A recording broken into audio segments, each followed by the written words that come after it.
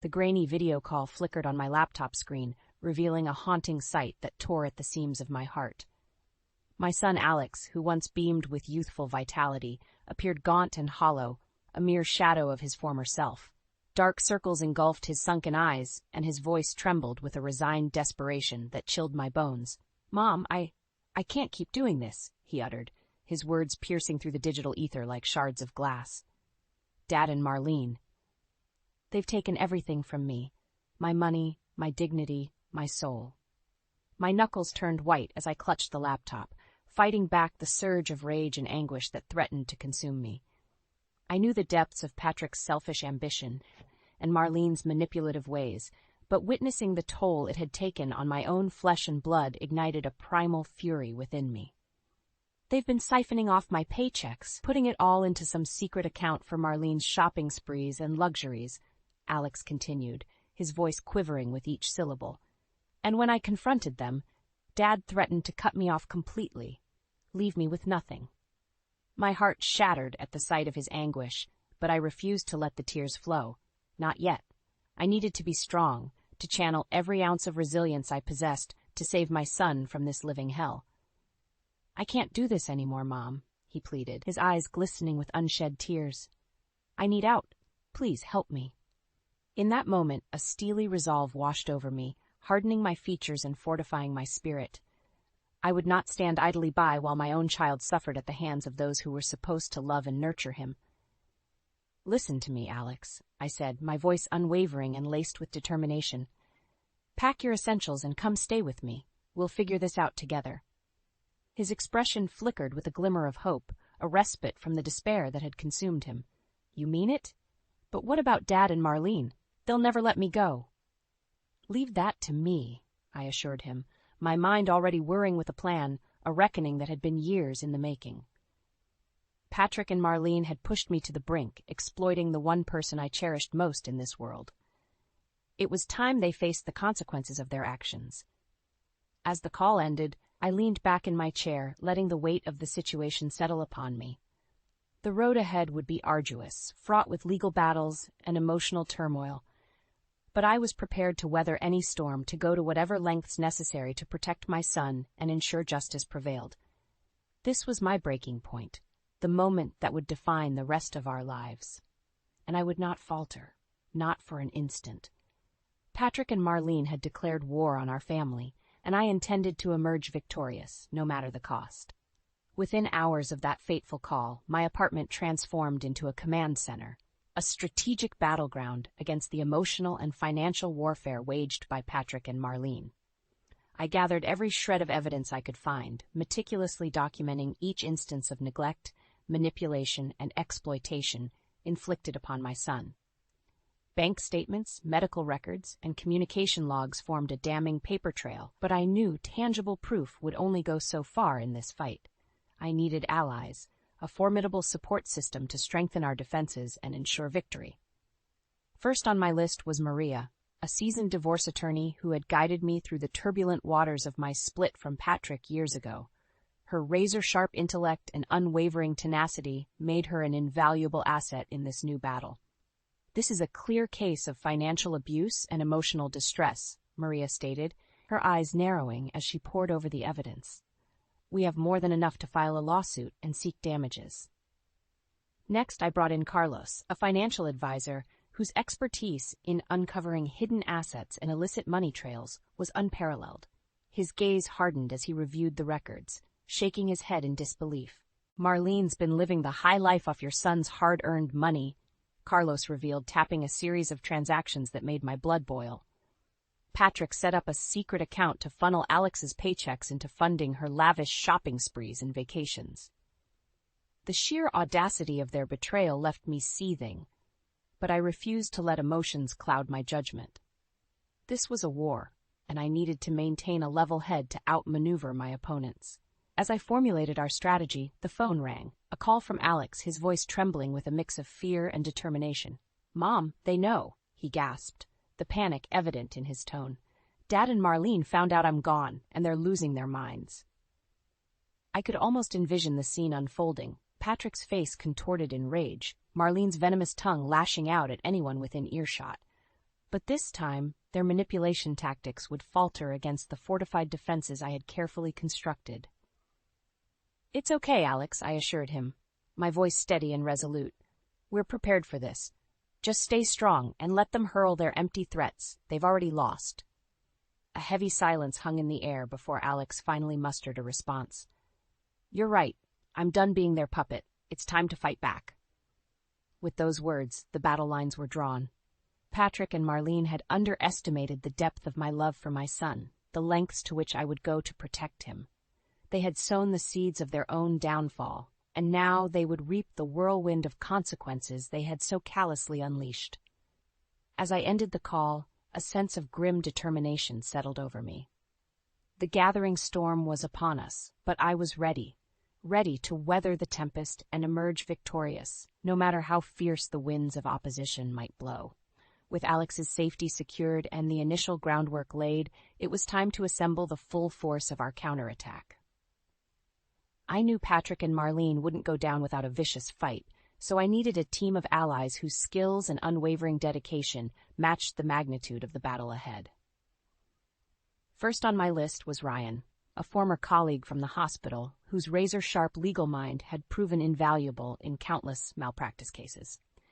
His deep understanding of the law and his ability to craft airtight arguments made him the perfect addition to our cause. "This is a clear case of emotional and financial abuse," Ryan stated firmly, his eyes narrowing as he reviewed the evidence. "We have more than enough to not only sue for damages but also seek criminal charges against Patrick and Marlene." Emboldened by his confidence, I turned to my next ally, Jessica, a former investigative journalist whose tenacious pursuit of the truth had earned her a fearsome reputation. Her keen eye for detail and her vast network of sources would prove invaluable in uncovering any hidden secrets or skeletons in Patrick and Marlene's closets. "Leave it to me," Jessica assured me with a sly grin. "I'll dig up every shred of dirt on those two and make sure their sordid secrets see the light of day." With each new ally joining our ranks, I felt a renewed sense of strength and determination. We were no longer a lone voice crying out against injustice. We were a formidable force, a well-oiled machine primed to dismantle the very foundations of Patrick and Marlene's deceitful empire. Yet even as our preparations intensified, the emotional toll of this battle weighed heavily on me. Late one night, as I pored over the mounting evidence, my phone buzzed with an incoming call from Alex. "Mom?" His voice trembled, laced with a vulnerability that cut straight to my core. "I'm sorry. I'm so sorry for dragging you into this mess." Immediately, I set aside the files and focused solely on my son's anguished words. "Alex, listen to me. You have nothing to apologize for. This is not your fault. Do you understand?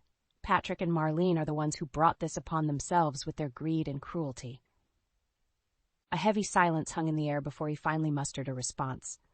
"I know, but still, I can't help but feel like a burden, like I've caused you so much pain and trouble."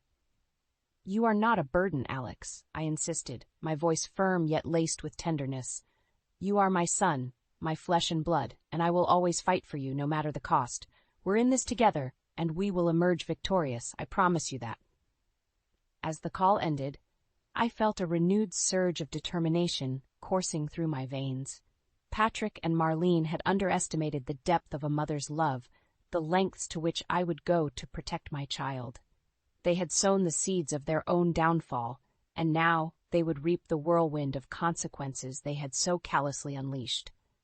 With my allies by my side and the strength of my convictions guiding me, I knew that victory was not only possible, but inevitable. The wheels of justice were in motion, and nothing, not even the most vile machinations of our enemies, could stop their inexorable march towards retribution. With our team assembled and the evidence mounting, it was time to strike the first blow in our campaign against Patrick and Marlene's web of deceit. Armed with Alex's written consent, Maria and Ryan sprang into action, filing a comprehensive lawsuit that laid bare the full extent of the emotional and financial abuse my son had endured. The charges were damning: financial exploitation, emotional distress, and a litany of other offenses that painted a vivid picture of Patrick and Marlene's cruelty. But we didn't stop there. Jessica's investigative prowess had unearthed a trail of breadcrumbs leading straight to the heart of their corrupt dealings. "I've got it," she announced triumphantly one afternoon, her eyes alight with the thrill of the hunt. "Solid proof that Patrick has been funneling company funds into that secret account to bankroll Marlene's lavish lifestyle." Without hesitation, we leaked the incriminating evidence to Patrick's employers, setting off a firestorm of rumors and an internal investigation that threatened to unravel the carefully curated facade he had constructed. The fallout was swift and merciless. Within days, Patrick found himself embroiled in a maelstrom of professional and personal turmoil, his once pristine reputation hanging by a thread as the sordid details of his misdeeds came to light. Yet, even as the walls closed in around him, Patrick remained defiant, his arrogance fueling a misguided belief that he could weather this storm as he had so many others. That delusion was shattered one fateful evening when Maria's paralegal delivered the official suit directly to Patrick's doorstep. I can still picture the scene vividly. Patrick, his face contorted in a twisted amalgam of rage and disbelief, snatching the documents from the paralegal's hands as Marlene hovered nearby, her venomous tongue already spewing forth a torrent of vitriol. "This is war, Cora," Patrick bellowed, his eyes burning with a hatred that should have chilled me to the core. "You and that ungrateful brat of a son have just made the biggest mistake of your lives." Yet, even as his words echoed through the night air, I felt no fear, only a steely resolve hardened by years of enduring his manipulation and cruelty. This time the tables had turned, and I held the upper hand. "Bring it on, Patrick," I countered, my voice dripping with a confidence born of the knowledge that justice was finally on our side. "Your reign of terror is over. It's time you faced the consequences of your actions." As the confrontation reached its climax, Marlene's shrill voice cut through the tension, her desperation palpable. "You have no idea what you've done, Cora. We'll bury you and that pathetic excuse for a son in legal fees and ruin your lives." But her empty threats fell on deaf ears. With each passing moment, the foundations of their twisted empire crumbled a little more, revealing the true depths of their depravity. And as they stood there, seething with impotent rage, I knew that we had already won. The tides had turned, and the waves of retribution were crashing down upon them with unstoppable force. Patrick and Marlene had underestimated the power of a mother's love and the indomitable spirit of those they had sought to crush beneath their heels. Now they would pay the price for their hubris, their sins laid bare for all to see. Justice, long denied, was finally within our grasp, and I would not rest until it was served in its fullest measure. The days following the legal barrage were a whirlwind of emotions and escalating tensions. Patrick and Marlene, backed into a corner by the weight of our evidence and the impending legal onslaught, lashed out with a ferocity that would have cowed lesser adversaries. Their first salvo came in the form of a flurry of harassing phone calls and venomous voicemails, each one dripping with scathing insults and empty threats. "You're going to regret this, Cora," Patrick snarled in one particularly vitriolic message. "I'll make sure you and that ungrateful son of yours end up on the street, begging for scraps." Marlene, ever the faithful accomplice, chimed in with her own brand of venom. "You think you've won, you pathetic excuse for a mother? Just wait. We'll bury you in legal fees and make your life a living hell." But their tactics, owned through years of emotional manipulation, held no sway over me. Not anymore. With each poisonous message, I felt my resolve harden, my determination to see justice served burning brighter than ever before. Then the inevitable happened. Patrick and Marlene stormed into my apartment, their fury a palpable force that seemed to suck the very air from the room. "You've gone too far, Cora," Patrick seethed, his face contorted in a rictus of rage. "This little stunt of yours is going to cost you everything." Marlene, ever the sycophantic partner in his twisted games, nodded in agreement, her lip curled in a sneer of derision. "You really thought you could take us on and win? You're delusional, and that sad sack of a son you're protecting is just as pathetic." In that moment, a part of me wanted to lash out, to unleash the torrent of pent-up anger and frustration that had been simmering for years. But I remained steadfast, drawing strength from the knowledge that our cause was just, our evidence irrefutable. "Save your empty threats, Patrick," I countered, my voice level and unwavering. You've lost. Your reign of terror over Alex is over, and you're going to face the consequences of your actions. Patrick's nostrils flared, his eyes bulging with barely contained fury. You think a few pieces of paper and some sob stories are enough to take me down? I'm going to bury you and that ungrateful brat in legal fees and make sure you end up destitute and alone. But as he ranted, hurling one hollow threat after another, I saw something flicker in his eyes, a glimmer of doubt, a realization that perhaps for the first time in his life, he had met his match. Seizing the moment, I stepped forward, my gaze unwavering as I stared him down. Listen to me, Patrick, and listen well. I know everything. The secret accounts, the embezzlement, the abuse you've heaped upon our son, and I have the evidence to prove it all. A heavy silence fell over the room as the weight of my words sank in. Marlene, her bravado faltering, shot Patrick a nervous glance, her lips pressed into a thin line of uncertainty. You're bluffing, Patrick finally managed, but his voice lacked the conviction of his earlier tirades. With a steely resolve, I shook my head. I'm not bluffing, Patrick, not this time. You've pushed me too far, and now it's time to face the consequences of your actions. The walls are closing in, and there's nowhere left for you to hide. As the confrontation reached its climax, the phone rang, shattering the tense silence. I answered without breaking eye contact, my gaze locked on Patrick's as the voice on the other end confirmed our victory. His company had launched a full-scale investigation into his financial misdeeds, and the authorities were poised to get involved. In that moment, I saw the last vestiges of Patrick's arrogance crumble, the realization that he had finally met his match etched into the lines of his defeated expression. Marlene, her own facade of bravado shattered, shrank back, her eyes wide with fear and uncertainty. The tide had turned, and the waves of retribution were crashing down upon them with unstoppable force. Patrick and Marlene had underestimated the power of a mother's love and the indomitable spirit of those they had sought to crush beneath their heels. Now they would pay the price for their hubris, their sins laid bare for all to see. As they slunk away, their tails tucked firmly between their legs, I felt a surge of vindication wash over me. Justice, long denied, was finally within our grasp, and I would not rest until it was served in its fullest measure.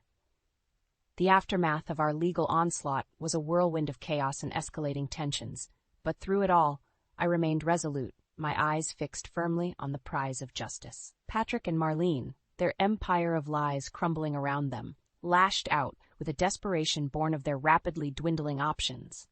The first salvo came in the form of a barrage of vicious legal motions, each one more frivolous and baseless than the last. Their strategy, it seemed, was to bury us in a mountain of paperwork and legal fees, a last-ditch effort to regain the upper hand through sheer attrition. But Maria and Ryan, battle-hardened veterans of countless courtroom clashes, dispatched each motion with surgical precision, their rebuttals and counter-arguments rendering Patrick and Marlene's tactics toothless. As the legal battles raged on, the court of public opinion was turning against our adversaries as well. Fueled by Jessica's relentless efforts and the steady stream of damning evidence we supplied, the media descended upon the story like vultures, picking apart every sordid detail of Patrick and Marlene's misdeeds. The fallout was devastating, a torrent of public outrage and scrutiny that threatened to sweep them away in its unforgiving currents. Sponsors and business partners fled in droves, unwilling to be tainted by association with the unfolding scandal. Yet, even as the walls closed in around them, Patrick and Marlene clung to their delusions of superiority, lashing out at anyone and everyone, with a venom that spoke volumes about the depths of their depravity. It was during one of these venomous tirades that Alex, steeled by the support of our allies and the knowledge that justice was within reach, made the decision that would prove to be the final nail in their coffin. "I'm going to testify," he announced one evening, his voice steady and resolute. "I'm going to lay it all out there, every detail of the abuse and manipulation they put me through. It's time they face the consequences of their actions in the court of public opinion." The days leading up to Alex's testimony were a maelstrom of emotions, with Patrick and Marn leashing a torrent of threats and vitriol in a last-ditch effort to dissuade him. But their tactics, once so potent, fell flat in the face of our united front and the strength of our convictions. When the day finally arrived, Alex took the stand with a poise and courage that belied the years of torment he had endured. With each damning detail he recounted, each harrowing instance of emotional and financial abuse laid bare, the courtroom fell into a hush, the weight of his words hanging heavy in the air. As he spoke, I watched Patrick and Marlene squirm in their seats, their faces contorted in a twisted amalgam of rage and impotent fury. They had always viewed Alex as a pawn, a mere tool to be exploited and discarded at their whim. But in that moment, they were forced to confront the devastating consequences of their actions, the lives they had so callously torn asunder in their pursuit of power and wealth. And when Alex's testimony concluded, the courtroom erupted in a chorus of outrage and support, a resounding condemnation of the depravity that had been laid bare before them.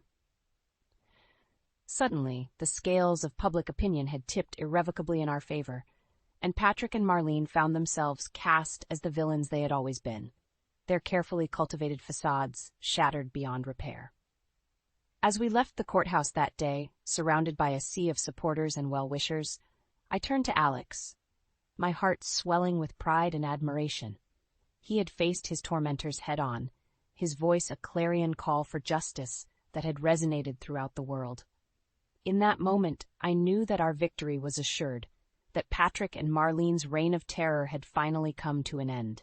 They had underestimated the power of our resilience, the indomitable spirit that burned within us, and now they would pay the ultimate price for their hubris.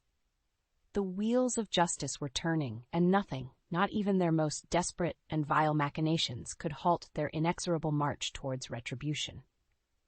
The days following Alex's powerful testimony were a whirlwind of activity as the wheels of justice ground inexorably forward.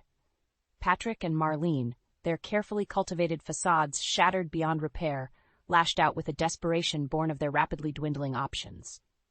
Yet with each vile tactic they employed, each baseless legal maneuver or venomous smear campaign, our resolve only strengthened. We had the law, the evidence, and the weight of public opinion firmly on our side, a formidable arsenal that rendered their frantic efforts impotent. The final blow came during a tense courtroom showdown, a moment that would forever be etched into my memory as the culmination of our long and arduous battle for retribution. As the judge began to deliver her ruling, a hush fell over the gallery, the weight of anticipation hanging heavy in the air. Patrick and Marlene, their faces contorted in a twisted amalgam of arrogance and thinly veiled dread, sat ramrod straight, their knuckles white from clutching the arms of their chairs. But their bravado crumbled with each damning word that fell from the judge's lips. She methodically laid out the overwhelming evidence of their misdeeds, the financial exploitation, the emotional abuse, and the litany of crimes they had committed against their own flesh and blood. As the verdict was read, granting Alex a substantial settlement and ordering a full investigation into Patrick and Marlene's financial dealings, a collective gasp rippled through the courtroom. Patrick's jaw went slack, his eyes widening in disbelief as the gravity of the situation finally sank in.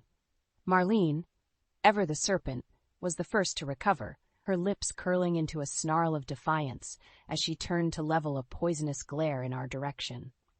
But before she could unleash her venom, a sudden commotion drew all eyes to the back of the courtroom. There, flanked by a phalanx of grim-faced investigators, stood a figure I had come to know well over the course of our battle, Jessica, her expression a study in grim satisfaction.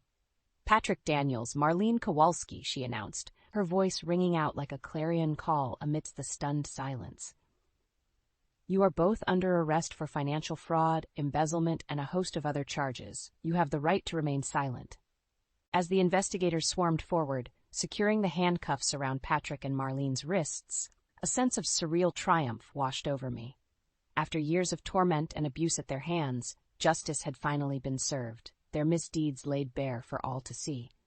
But even as the authorities led them away, Marlene couldn't resist one final act of defiance. Her eyes boring into me with a hatred so palpable, it was almost a physical force. "This isn't over, Cora," she spat, her voice dripping with venom. "You and that ungrateful brat of a son have made the biggest mistake of your lives. We'll be back, and when we are, you'll wish you'd never crossed us." Patrick, ever the craven follower, nodded in agreement, his lips twisted into a sneer of contempt. "You think you've won, but this is just the beginning. We'll bury you in legal fees and make sure you end up destitute and alone." But their empty threats held no sway over me. Not anymore. As they were led from the courtroom, their hollow bravado a mere facade crumbling beneath the weight of their crimes, I turned to Alex, my heart swelling with pride and triumph. In that moment, I saw not the broken, defeated young man who had first reached out to me, begging for salvation. Instead, I beheld a pillar of strength and resilience, a living embodiment of the indomitable spirit that had carried us through our darkest hours. Our eyes met, and in that shared gaze, a lifetime of unspoken emotions passed between us. Gratitude, love, and a profound sense of justice finally served. As we embraced, surrounded by a sea of supporters and well-wishers, I knew that our long and arduous journey had finally reached its conclusion. The nightmare was over, the demons of our past vanquished, and a new chapter lay before us, one forged in the fires of adversity and tempered by the bonds of love that had sustained us through it all. Patrick and Marlene's reign of terror was at an end, their hubris and cruelty laid bare for all to witness. They had underestimated the power of our resilience, the unbreakable spirit that burned within us, and now they would pay the ultimate price for their transgressions. As we stepped out into the warm embrace of the day, our hearts lighter than they had been in years, I knew that true victory was ours. A triumph not only of justice, but of the indomitable human spirit, a testament to the power of love and perseverance in the face of even the darkest of adversities. And in that moment, I silently vowed that no force, no matter how formidable, would ever tear our family asunder again. We had weathered the storm, emerged victorious from the crucible of hardship, and now we would walk together into the dawn of a new era, our bonds forged in the fires of tribulation, and our spirits forever unbroken. The aftermath of our hard-fought victory was a whirlwind of activity, as Alex and I set about rebuilding the lives that Patrick and Marlene had so callously torn asunder. With the legal battles finally behind us and the weight of their oppression lifted, a sense of liberation washed over us, tempered by the knowledge that true healing would be a long and arduous journey. For Patrick and Marlene, however, the consequences of their actions were only just beginning to unfold. Patrick's once illustrious career lay in ruins, the fallout from his misdeeds rendering him a pariah in the business world. Sponsors and partners severed ties in droves, unwilling to be tainted by association with his sordid legacy. Marlene, ever the opportunistic parasite, wasted no time in attempting to extricate herself from the impending legal and financial storm she had helped create. In a final act of betrayal that surprised no one, she turned on Patrick, trading what little evidence she could muster in a desperate bid for leniency. But their machinations were for naught. The authorities, armed with the overwhelming evidence we had provided, showed no mercy, leveling a litany of charges that ensured Patrick and Marlene would face the full weight of the law for their misdeeds.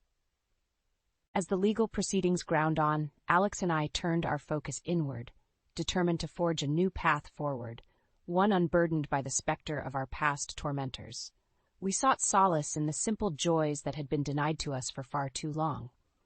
Family dinners, idle conversations, and the freedom to simply exist without the constant threat of manipulation and abuse looming overhead. It was during one such intimate moment, a quiet evening spent reminiscing over old photographs and memories, that Alex broached the subject that had been weighing heavily on both our minds. "Mom," he began, his voice tinged with a mix of trepidation and hope, "I've been thinking, maybe it's time we found a new place to call home, somewhere far away from the ghosts of the past, a fresh start for both of us." His words resonated deeply within me, unlocking a wellspring of emotions that I had long kept bottled up. For too many years, our lives had been defined by the confines of our circumstances, the walls that Patrick and Marlene had erected around us through their cruelty and greed. But now, those walls had crumbled, and the path before us was clear, unburdened by the weight of our former shackles. "You're right, Alex," I replied, reaching out to clasp his hand in mine. "It's time we left this place behind, forged a new home from the ashes of our hardship." And so, with renewed determination, We set about scouring listings and exploring neighborhoods, our spirits buoyed by the promise of a fresh start. It was during one such outing that we stumbled upon a cozy bungalow nestled in a quiet suburban enclave, its warm embrace beckoning us like a siren's call. As we stepped through the threshold, our footfalls echoing on the hardwood floors, a sense of peace washed over us, a tangible presence that seemed to whisper, "Welcome home." In that moment, the weight of our trials and tribulations melted away, replaced by a profound sense of hope and possibility. This was where our new chapter would begin, a sanctuary forged from the fires of adversity, a testament to the resilience of the human spirit and the unbreakable bonds of family. As we settled into our new abode, unpacking boxes and arranging furniture, the ghosts of the past faded into distant memory, their hold over us forever severed. Patrick and Marlene's reign of terror was a mere footnote in the grander narrative of our lives, a hurdle that we had surmounted through sheer force of will and the power of love that had sustained us through the darkest of hours. And as the sun dipped below the horizon on that first evening in our new home, bathing the rooms in a warm, golden glow, I turned to Alex, my heart swelling with a happiness I had long thought lost to me. "We made it," I whispered, my voice thick with emotion. "Against all odds, we persevered, and now we can truly begin to live again." Alex's answering smile was radiant, a beacon of hope and promise that banished the last lingering shadows of our former trials. "Yes," he replied, his eyes shining with unshed tears of joy. "Yes, we did, and this time nothing and no one will ever tear us apart again." As we embraced, our bodies swaying gently in the fading light, I knew that our journey had reached its culmination, a hard-won victory forged in the crucible of adversity. The path ahead would undoubtedly hold its share of challenges, but we would face them together, our spirits tempered by the fires of tribulation and our bonds forever unbreakable. For in that moment, we had achieved the greatest triumph of all, the reclamation of our lives, our dreams, and our unshakable belief in the power of love to conquer even the darkest of adversities. Patrick and Marlene's reign of terror was a mere footnote in our story, a distant echo soon to be drowned out by the resounding chorus of hope and possibility that awaited us on the horizon. And as we stood there, bathed in the warm embrace of our new beginning, I silently vowed that nothing, no force in this world or the next, would ever threaten the sanctity of our family again. We had weathered the storm and emerged victorious, our resilience etched into the very fabric of our beings. The future was ours to shape, a blank canvas awaiting the brushstrokes of our hopes and dreams. And as we turned to face that future together, our hands intertwined and our spirits soaring, I knew that nothing, not even the specter of our darkest memories, could dim the radiant dawn that lay before us.